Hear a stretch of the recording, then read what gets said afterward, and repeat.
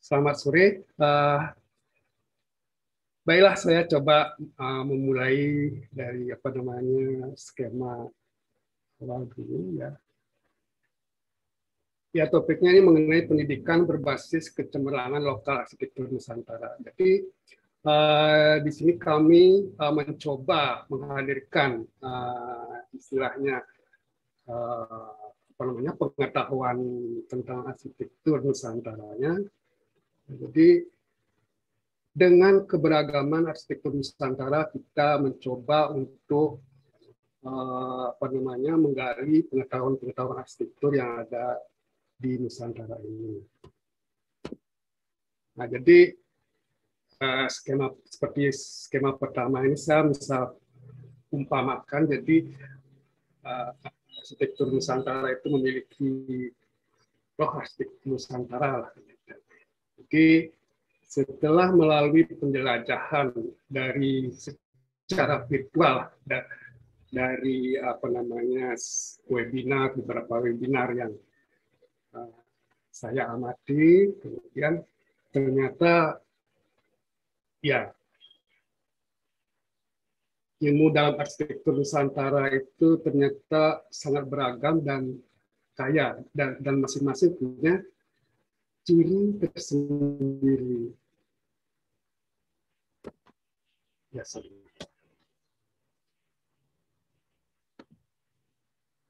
nah, jadi saya memulai bukan dari pendidikan arsitek, tapi dari arsitektur Nusantaranya itu dulu. Jadi saya mencoba melihat bagaimana keberagaman arsitektur Nusantara itu. Kalau kita jelajahi, jadi dimulai dari konsep Nusantara, kemudian pemahaman arsitektur Nusantara itu, kemudian bagaimana sih perbedaan antara arsitektur gabungan Eropa dan Amerika dan terhadap arsitektur Nusantara. Sedangkan dalam arsitektur Nusantara itu berdasarkan sumber yang saya baca dari bukunya Prof. Joseph Priyotomo yang selamat saya sarikanlah bahwa arsitektur Nusantara itu adalah arsitektur naungan, arsitektur dua musim yang memiliki makna sendiri masing-masing arsitektur Nusantara itu. Kemudian arsitektur Nusantara itu sendiri bisa diakomodasi dalam pengkiniannya. Nah, kemudian secara umum arsitektur Nusantara itu bersifat komunal, jadi dikerjakan bersama-sama masyarakat. Nah, kemudian di sini juga ada disebutkan oleh dalam buku itu bahwa juga mungkin bagian daripada webinar mosaik-mosaik arsitektur Nusantara itu juga disebutkan bahwa budaya itu sebagai validator. Jadi budaya itu nanti yang memvalidasi tentang kehadiran arsitektur Nusantara itu sendiri. Itu saya mencoba melihat, membaca, dan menyimak. Begitulah kekayaan arsitektur Nusantara itu. Ternyata di dalamnya banyak pernik-pernik keilmuan yang perlu digali dan dikembangkan. Jadi itu kita lihat, kita baca. Nah, ini sangat bermanfaat sekali saya rasakan dengan mengikuti webinar Kebinekaan Nusantara itu. Dari sana secara virtual saya secara pribadi merasa menjelajahi itu, walaupun secara sekilas tanpa harus mengunjungi daerah setempat. Ya. Jadi dari sana terinspirasi dari tulisan-tulisan di webinar itu, dari pemaparan apa yang disampaikan di webinar tersebut, kemudian juga melalui buku-buku yang berhubungan dengan arsitektur Nusantara, seperti bukunya Abidin Kusno, kemudian juga bukunya itu yang dari Brawijaya itu apa namanya, dari sana Merah Putih Arsitektur Nusantara itu juga Jadi dari membaca, melihat, dan menyimak isinya itu, jadi terbersit dalam pemikiran saya bagaimana kalau hal ini diadaptasi ke dalam sistem pendidikan arsitektur kita saat ini dan untuk nanti. Ya, dari paparan dari Prof. Yosef ya sebagai guru besar dan yang saya hormati sekali sebagai empu bah pertengahan istilahnya. Jadi itulah sebagai sumber juga selain Pak Abidin Kusno, kemudian seperti namanya itu ya yang yang menulis di arsitektur sama. Nah, kemudian ya saya singkat saja. Jadi pendidikan arsitektur bagaimana saya mencoba melihat pendidikan arsitektur dulu, kini, dan nanti. Nah, kemudian bagaimana adaptasi dan akomodasi tentang perubahan yang terjadi dan mengembangkan potensi arsitektur Nusantaranya, kemudian bagaimana strategi peningkatan kualitas pendidikan arsitektur kita di Indonesia. Karena dari info yang saya dengar gitu juga katanya konon, jadi selama ini pendidikan arsitektur kita lebih condong ke sistem pendidikan Barat Eropa itu. Jadi, dari sana saya mencoba bagaimana istilahnya mencoba untuk memasukkan pengetahuan arsitektur Nusantara ini ke mungkin saja ke dalam beberapa mata kuliah tertentu ya, apakah di dalam mata kuliah strukturnya itu dimasukkan jadi prinsip-prinsip struktur arsitektur Nusantara di wilayah masing-masing. Jadi di sini mencoba memberikan semacam topik, jadi pendidikan arsitektur berbasis kecemerlangan Nusantara. Nah, disinilah. Jadi nanti di bagian belakang itu ada, karena kita lebih menekankan pada mahasiswa dalam proses pembelajaran ini, jadi kita melihat bahwa secara umum ada tiga kawasan tujuan pembelajaran untuk mahasiswa. Kemudian bagaimana strategi peningkatan kualitas pendidikan arsitektur saat ini dan nanti. Nah, di dalam manusia itu pribadi, kemudian sebagai mahasiswa memiliki cita, rasa, karsa, dan karya. Nah, inilah nanti secara prinsip unsur-unsur cita, unsur-unsur rasa. Kemudian peran otak kiri dan kanan dalam proses mendesain.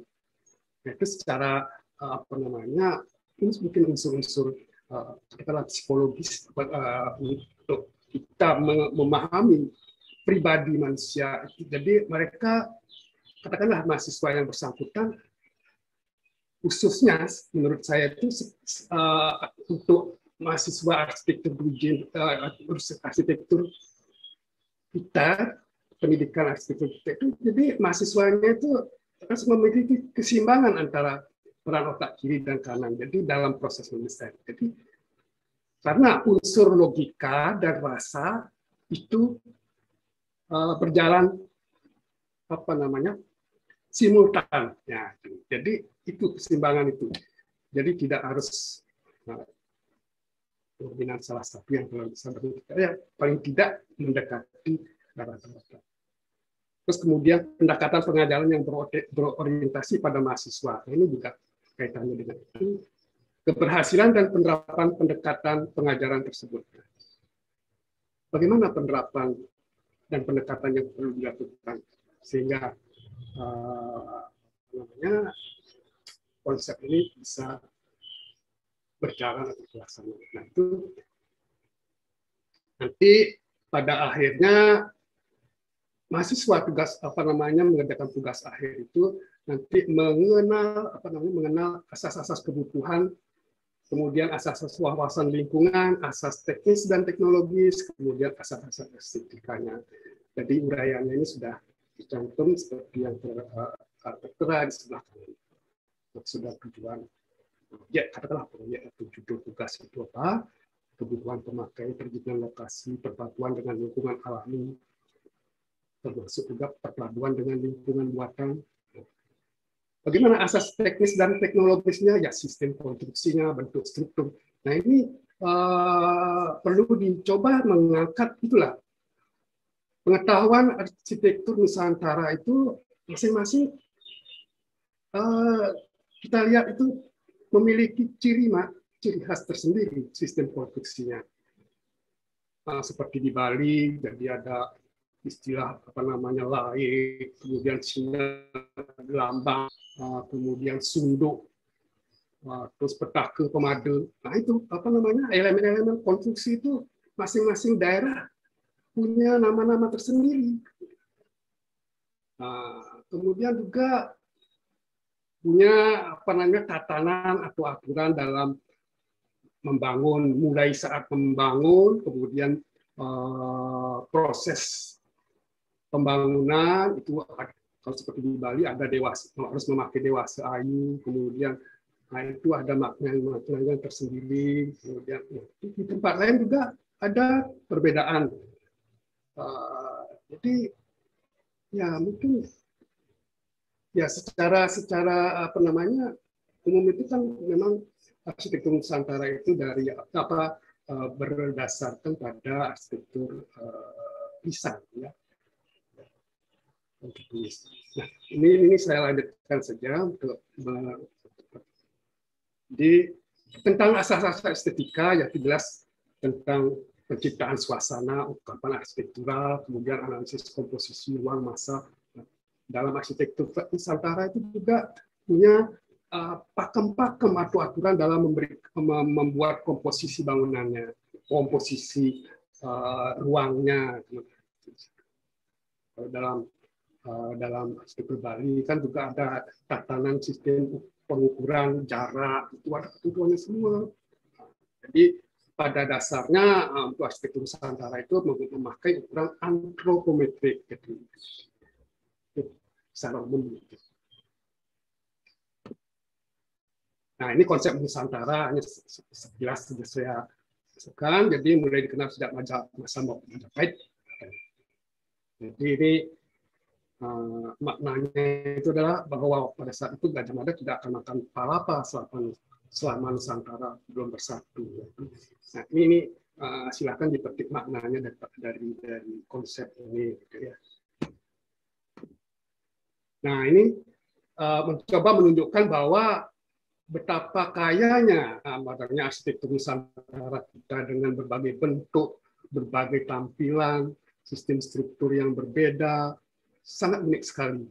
Nah, ini sumber peta ini saya peroleh dari Bapak Andi Rahman, ya, di webinar Kebinakaan Arsitektur Nusantara, ya beliaunya yang menampilkan salah satu peta seperti ini. Ya, jadi di seri 4 tanggal 4 Juni yang lalu. Nah, jadi ini baru-baru beberapa saja yang bisa ditampilkan. Nah, tapi kalau kita lihat dari hasil tulisan-tulisan atau yang paparkan pada saat webinar Kebinekaan Nusantara itu sangat banyak sekali.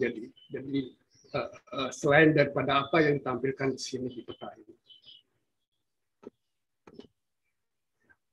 Saya ini dulu kembalikan ke belakang.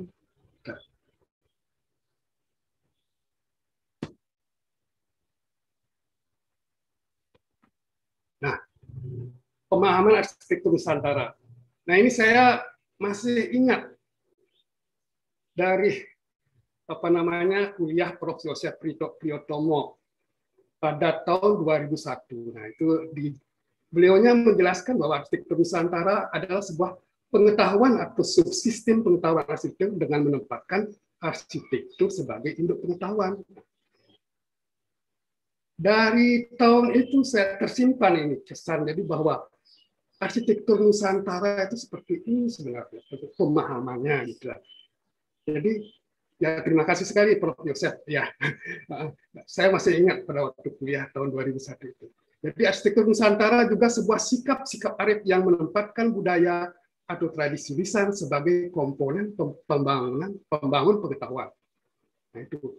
Ini catatan yang masih saya simpan tahun 2001 itu ya. Jadi saya ambil dari sana. Kemudian selanjutnya butir-butir yang termunculkan adalah potensi untuk dikembangkan menjadi komponen dari pengetahuan arsitektur Nusantara.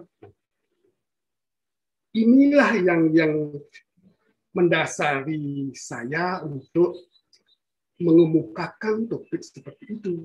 Nah, jadi bagaimana kita mengembangkan potensi itu melalui pendidikan arsitektur di bumi pertiwi ini, di negeri kita, gitu ya. Nah, kemudian, nah ini dari apa namanya, petikan juga dari mosaik webinar mosaik arsitektur Nusantara. Ya, saya sarikan saja ini. Nah, di sana disebutkan oleh Prof. Yosef, ya ada 21 butir-butir tentang pengetahuan arsitektur Nusantara. Ya. Antara lain seperti ini, saya beberapa saya satukan. Jadi bahwa arsitektur Nusantara itu adalah naungan yang berkonstruksi goyang, berbeda dengan arsitektur Eropa, gitu ya. Kemudian memiliki 2 musim. Kalau di Eropa 4 musim, ya. Musim dingin, musim pokoknya 4 musim ya. Kemudian merekam pengetahuan tanpa tulisan. Nah, itu. Jadi arsitektur Nusantara itu ya pada dasarnya ya asal mulanya seperti itu ya, dalam bentuk ujaran, gerak, tepat ya. Pengetahuan yang mencakup pikir, nalar, rasa, dan teknologi. Jadi di sini dalam arsitektur Nusantara itu dalam apa namanya, katakanlah mendesain itu ya. Jadi kalau kita lihat kalau apa namanya, ada yang bukunya yang disebut design thinking ya.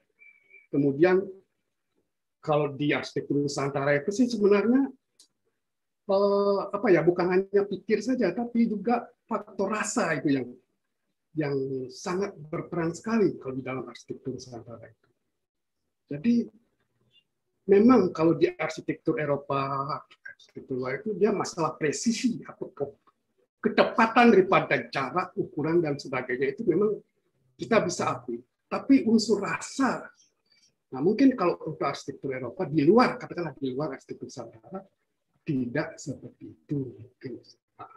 Dan bayangan saya sih, juga rasakan juga dari, misalnya kita menelusuri arsitektur lokal, arsitektur Nusantara itu, ya mereka ya pada dasarnya juga sangat apa namanya ya, mengangkat masalah rasa itu ya.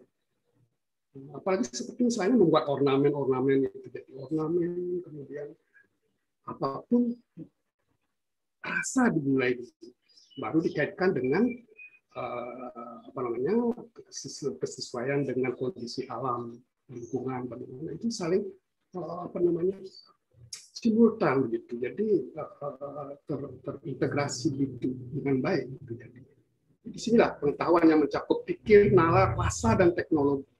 Mereka juga menggunakan teknologi dalam situasi yang ada seperti itu. Nah, membaca arsitekturnya juga dalam bentuk rupa dan kalau saya menyebutkan sih nirupa ya, kalau menurut Pak Profesor rinupa ya, mungkin apakah sama itu ya. Jadi hal-hal yang ragawi dan non ragawi itu. Kalau mungkin kalau arsitektur Eropa lebih dominan menekankan unsur ragawinya saja, tapi non ragawi spiritualitasnya itu mungkin saja tidak seperti di dalam arsitektur Nusantara. Nah, ini memiliki keberagaman. Nah, jadi kita kenal bahwa negeri kita itu memiliki aneka ragam suku, beribu pulau, konon lebih daripada 17.000 pulau. Nah, itu kita bisa bayangkan bagaimana keberagaman daripada arsitekturnya. Memiliki beraneka dan keunikan makna dari masing-masing tempat. Nah, itu punya ciri masing-masing makna dari sebuah bangunan, bukan hanya bangunan secara apa namanya secara utuh satu itu, tapi juga termasuk elemen-elemennya. Ada makna-makna. Menggunakan bahan material natural alami, organik, kayu, batu, bambu, dan sebagainya. Sistem sambungan menggunakan kayu pasak. Ya. Kita lanjut saja. Nah, ini perbedaan dan persamaan Eropa dan yang Nusantara. Ini juga seperti yang tadi saya jelaskan, ya seperti ini. Kalau iklimnya 4 musim, geografinya seperti ini. Jadi Nusantara kawasan lautan yang diisi oleh lebih dari 17.000 pulau besar dan kecil. Kemudian yang budaya di benua Eropa, ya yang hanya dihuni oleh satu anak bangsa saja, tapi sepertinya disatukan. Kalau Nusantara itu ya memang masing-masing di secara otonomi, ya. Jadi membangun atau menghadirkan kenusantaranya itu secara lokal atau lokal. Nah, ini beda arsitektur yang seperti yang saya ceritakan. Jadi 4 Eureka atau arsitektur Eropa dan Amerika. Jadi itu 4 musim, Nusantara 2 musim, Eureka perlindungan, Nusantara penaungan, konstruksi kayu. Kalau untuk konstruksi kaku untuk Eureka, dan untuk Nusantara konstruksi goyang dan sebagainya. Jadi seperti ini. Kalau di Eropa itu ya fondasi, kalau di Nusantara tanpa fondasi. Jadi seperti di Bali atau di tempat-tempat lainnya juga kan ada rumah panggung itu bisa dipindah, kemudian jadi tidak kaku, ya. Bahannya yang digunakan pun berbeda. Jadi kalau di Eropa itu inorganik, di Nusantara itu bahan organik. Nah, sana di luar Nusantara itu sifat katakanlah keabadian gitu, jadi menetap seperti itu. Jadi kalau Nusantara itu ada unsur-unsur kesementaraan, ya, bisa dipindah atau penggantian material organiknya gitu kalau sudah lapuk begini. Kemudian mayoritas itu masalah ruang, menekankan ruang yaitu tempat. Kalau Nusantara itu kalau Eureka, ya ini saya sumbernya juga dari bukunya Prof. Yosef ini ya, judulnya Arsitektur Nusantara, membenahi arsitektur Nusantara. Itu inti-intinya seperti ini, ya. Penting, jadi, nah, itu tradisi tulisan untuk arsitektur Eureka, tradisi tanpa tulisan untuk Nusantara. Nah, inilah apa namanya, katakanlah sedikit hasil penjelajahan dari beberapa tulisan teman-teman Bapak Ibu yang menulis untuk disiapkan ke dalam buku ensiklopedia Nusantara. Ya, nah itu jadi sekitar ya puluhan ya 30-an itu. Jadi nah dari sini kita mencoba melihat apa namanya, saya mencoba melihat tentang isi dan dari hasil pengamatan dan mendengar secara langsung daripada apa yang dipaparkan di dalam setiap webinar, ya itu ternyata ya kita memang arsitektur Nusantara itu punya pengetahuan yang khas dan perlu katakanlah ya mungkin diglobalkan lah, apa namanya, mengglobal ya, istilahnya mengglobal gitu ya. Setidaknya nantinya bisa setara keilmuannya dengan arsitektur Eureka gitu ya. Nah, di sini ada beberapa, ada kalau dari di Bali ini sih ada tulisan tentang desa adat Pengotan, kemudian banyak desa pesisir danau dan sebagainya. Kemudian juga arsitektur Sumba, arsitektur Timor, ya arsitektur Timor maksudnya. Nah, arsitektur Bali dan Nusa Tenggara, ya ini arsitektur masih judulnya itu ya, asal Timor. Nah, rumah tradisional Sabu ini ya saya tidak jelas. Bedawan, kayak landasi Timur ya. Kemudian arsitektur Jawa dan Madura. Ini tentang apa namanya Madura Timur, kemudian kalau di Jawa tentang pesisiran. Ini banyak sekali ya arsitektur Nusantara yang unik-unik gitu ya.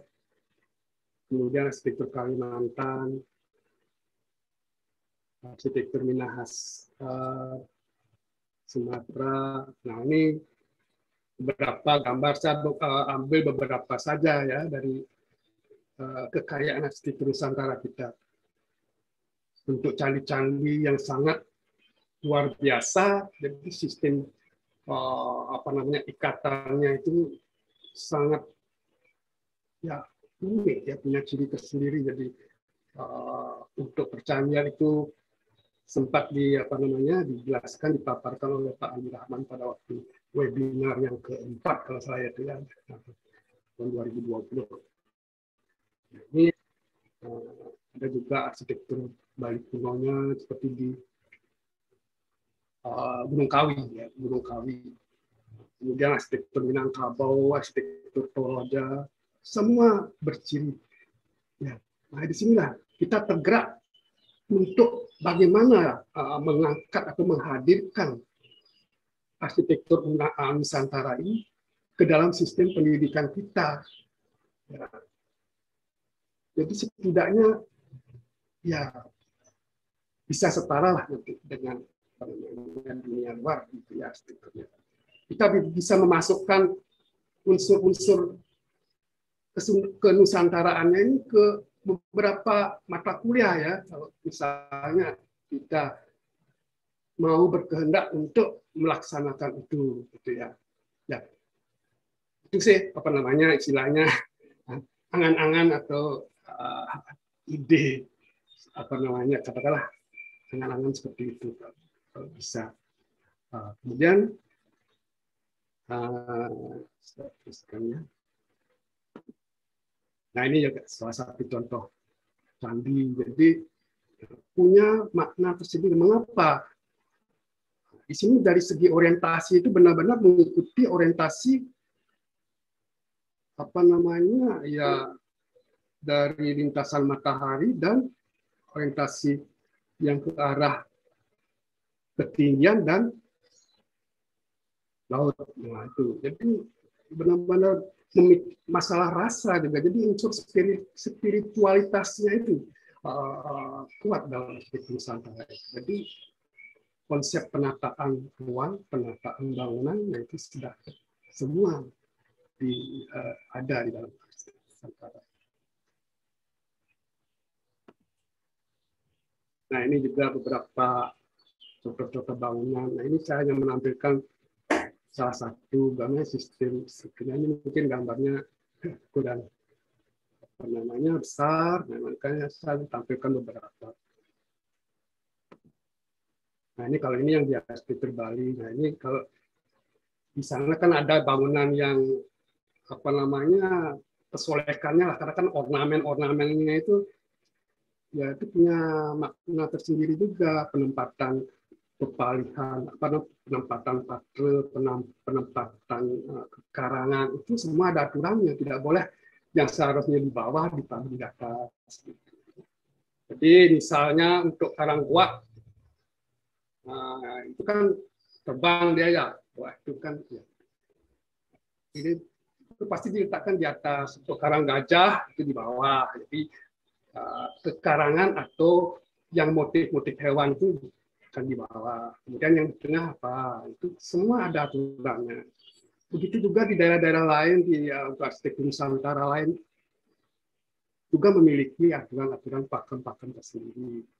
Jadi itu bisa dimasukkan ke dalam mata kuliah-kuliah tertentu tergantung dari substansi atau objek yang mau diadaptasikan ke dalam mata kuliah. Ya.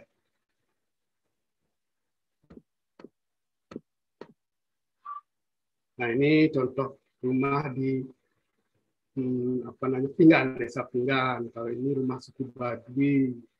Nah ini pemukimannya seperti ini. Nah ini contoh sedikit saja bagaimana sistem konstruksinya sangat unik ya. Ya, ini saya hanya tampilkan beberapa saja. Kalau ini dari katakanlah bentuk daripada salah satu bangunan ke Bali. Ini juga di Papua ya kalau misalnya. Nah ini menyangkut apa namanya, bangunan yang berornamen kembali ya. Ini ada kori di sebuah pura seperti itu. Kalau Candi Bentar seperti ini. Candi Bentar itu kan terbelah ya. Terbelah. Jadi itu ada maknanya juga. Kemudian ini salah satu sketsa Kori Agung. Nah, kan disebut pemedal gitu ya. Keluar. Jadi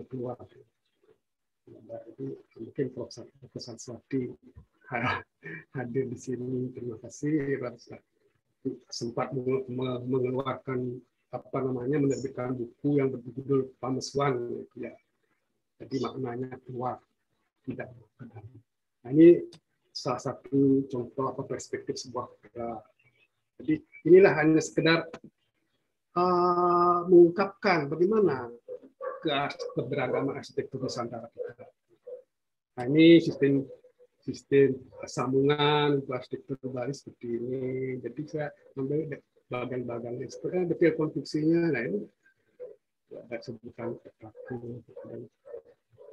Ini juga karena jadi yang ada patungnya di pada tiang.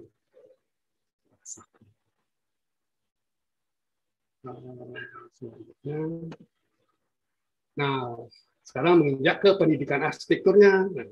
Nah ini secara umum sih seperti ini ya, dokumen di pendidikan kemudian arsitektur umumnya seperti ini sudah umum ya.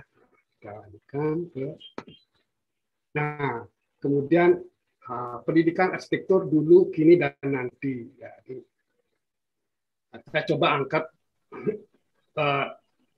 beberapa sketsa dari teman ini yang membuat sketsanya ya. Jadi kalau dulu kan pendidikan arsitektur seluruh pengerjaan tugas dilakukan secara manual ya, dengan tangan, juga dibantu mesin gambar. Itu sudah perkembangannya kemudian malah.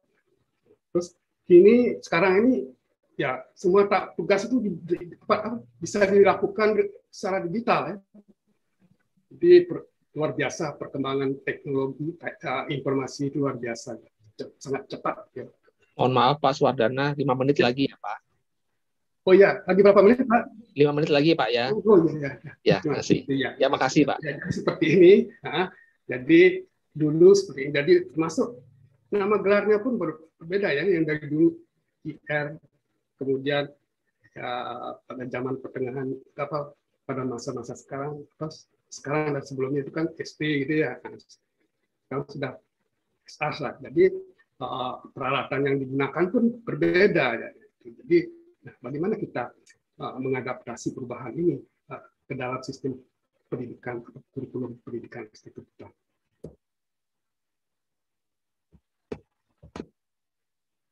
Nah inilah katakanlah ya secara karikatural seperti ini. Jadi adaptasi dan akomodasi perubahan. Saat ini pendidikan arsitektur ya, diharapkan mampu beradaptasi, mengakomodasi perubahan untuk menyiapkan lulusan yang profesional serta mampu menjadi tuan rumah di negeri sendiri. Nah ini juga kenyataannya memang masih banyak ya literatur yang ya bersumber atau berorientasi pada sejarah dan metode perancangan arsitektur Eropa. Itu juga saya peroleh informasinya itu dari pemaparan Mahaguru Arsitektur Nusantara dan Profesor ya. Nah ini semacam ilustrasi saja. Jadi bagaimana kita mengakomodasi perubahan untuk kedepannya itu ya. Apalagi sekarang kan sudah memasuki era milenial 4.0 ya. Nanti akan segera menuju 5.0 gitu. Nah inilah sudah bisa ya apa namanya mengembangkan perihal arsitektur Nusantara, karena di dalamnya itu katakanlah terkandung dasar pemikiran yang adiluhung. Mana arsitektur yang lurus sebagai pijakan itu dasar untuk merancang gitu ya.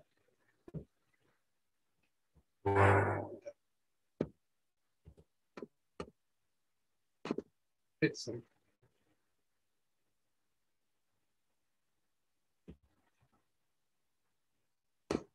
Nah, ini tiga kawasan tujuan pembelajaran. Nah, ini kita katakanlah berorientasi pada mahasiswa itu sendiri, bahwa setiap manusia atau mahasiswa arsitektur itu juga memiliki wilayah cipta, wilayah rasa, wilayah karsa.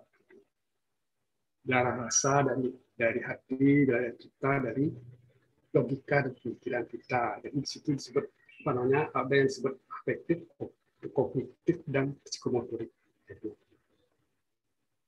Jadi kita juga sepintas melihat bagaimana sih manusia itu atau arsitektur mahasiswa arsitektur. Proses pendidikan arsitektur di Indonesia ini hendaknya lebih banyak lagi menggali yang tadi ya. Lupa saya ya.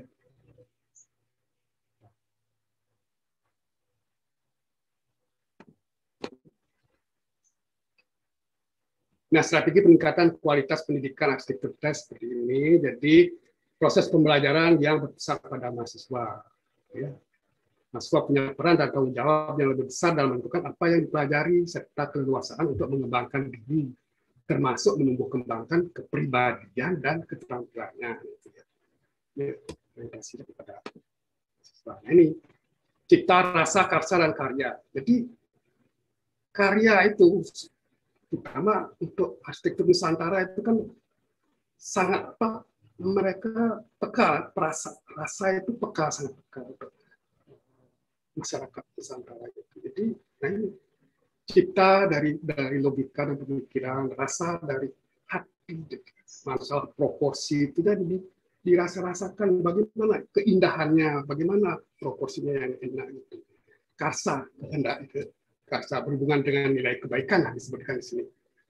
Indah sebenarnya.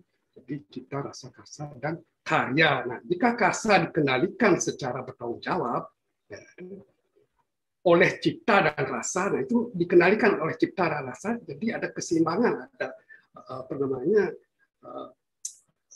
keseimbangan secara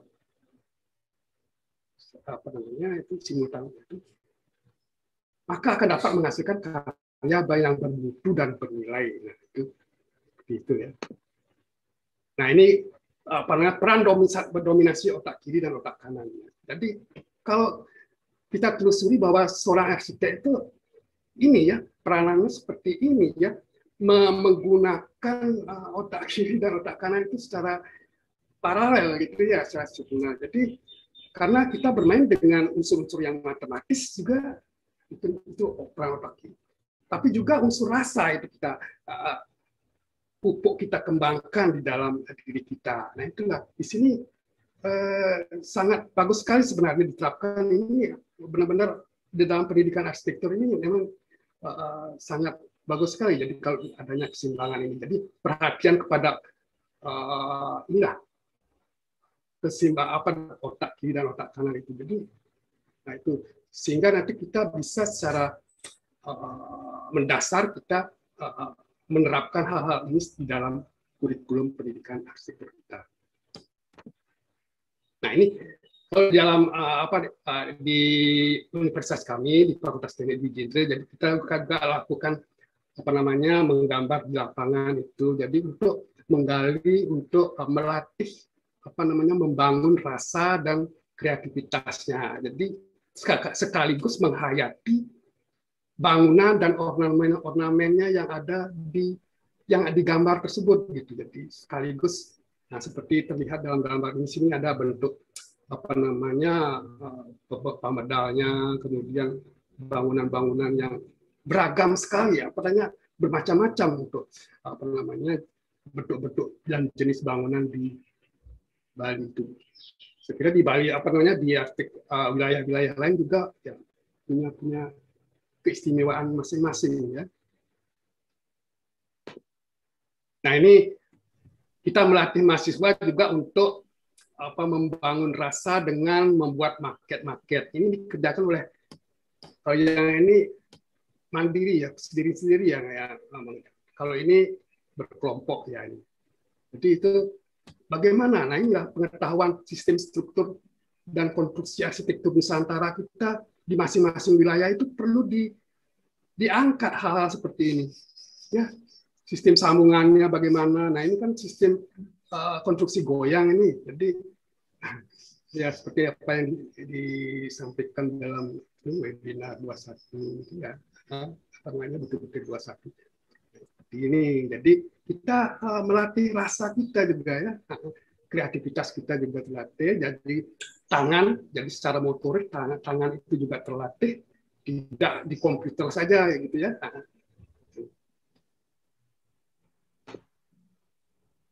Nah, ini pendekatan pengajaran yang berorientasi pada mahasiswa, diperlakukan sebagai partisipan, bukan sebagai pendengar. Dalam mengajar lebih menekankan pada proses penemuan masalah, bukan hanya sekedar memberikan informasi atau substansi keilmuan saja, tapi juga bagaimana mereka bisa menemukan masalah. Gitu ya. Pengajar berperan sebagai fasilitator. Jadi kita selaku dosen itu hanya sebagai fasilitator saja, bukan sebagai narasumber atau evaluator lah istilahnya. Mohon maaf Pak Suwardana, 1 menit lagi ya Pak. Berapa Pak? 1 menit lagi Pak ya. Oh iya. Dan sebagainya ya. Nah, itu kemudian, nah ini keberhasilan dari penerapan pendekatan pengajaran berorientasi pada mahasiswa tergantung pada ini. Memperbaharui atau mengupdate materi perkuliahan, nah itu sudah sangat penting sekali. Pemanfaatan teknologi dalam mempresentasikan materi kuliah. Kemudian bagaimana kita membangkitkan antusias mahasiswa dalam menerima pengetahuan itu. Di situ sejauh mana mahasiswa antusias dalam menerima pengetahuan. Kemudian tinggi rendahnya motivasi mahasiswa. Nah ini yang memicu keberhasilan dari penerapan pendekatan pengajaran yang berorientasi pada mahasiswa. Nah itu kita berpeluang untuk memasukkan unsur-unsur kenusantaraannya itu melokal ya, kelokalan Nusantara itu. Nah ini beberapa pedoman untuk pembuatan standar kualitas pendidikan dan seterusnya berdasarkan Asosiasi Arsitek Dunia ini ya UIA, referensi buat kalangan pendidik. Nah, ini di sini selanjutnya ada di rincian seperti ini. Jadi pengetahuan dasar seperti itu ya, keterampilan riset, keterampilan grafis, keterampilan berpikir kritis, keterampilan dasar merancang, dan keterampilan bekerja sama. Jadi bekerja sama, kita berikan tugas berkelompok. Jadi keterampilan verbal itu merupakan keterampilan dasar. Kemudian pemahaman komprehensif. Juga kita memperhatikan bagaimana perilaku manusia di lingkungan tempat kita yang akan dibangun. Keragaman manusia, nah, itu keunikan dan keberagaman manusianya dan suku bangsanya, dan termasuk dengan sendirinya arsitekturnya juga punya keberagaman. Nah, sejarah dan presiden, jadi ada bisa dilakukan pembanding gitu ya, presiden. Kemudian tradisi nasional dan lokal, nah di sini penekanan. Jadi masalah pemahaman ini, pemahaman yang komprehensif. Jadi kita harus memahami juga jadi kelokalan Nusantara itu ya, dan pelestarian lingkungan. Ini dekat sekali hubungannya antara kelokalan Nusantara dan pelestarian lingkungan. Kemudian ability ya, kemampuan itu ya. Jadi aksesibilitas, pencapaian, kondisi tapak, sistem tata bentuk dan sebagainya. Itu semua unsur-unsur kenusantaraannya itu bisa masuk ke sini. Fasad itu kan bisa dikembangkan, digali, dikembangkan. Sistem lingkungan, ruang bangunan, dan sebagainya.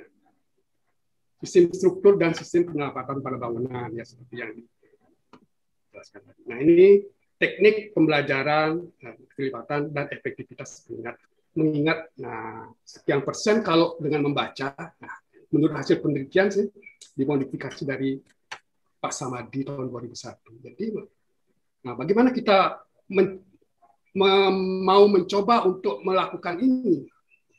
Kalau menginginkan bahwa mereka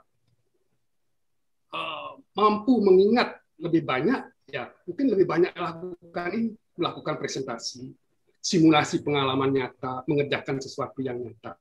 Tapi hanya sekedar membaca saja, mengingatnya hanya 10% dari hasil penelitian ini, ya.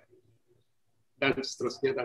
Melihat gambar 30% mengingatnya. Menonton video mungkin lebih besar, mengamati demonstrasi, melihat sesuatu terjadi di lokasi. Itu inilah presentasinya dari hasil penelitian yang pernah dilakukan. Maaf Pak Swadana, waktunya Ya. sudah. Oh iya, ya sudah habis. Jadi seperti ini. Nah ini juga kita tidak melupakan adanya Undang-Undang Arsitek yang baru terbit tahun 2017 bulan Agustus yang lalu. Ya. Oke, ya. Saya kira sudah. Terima kasih.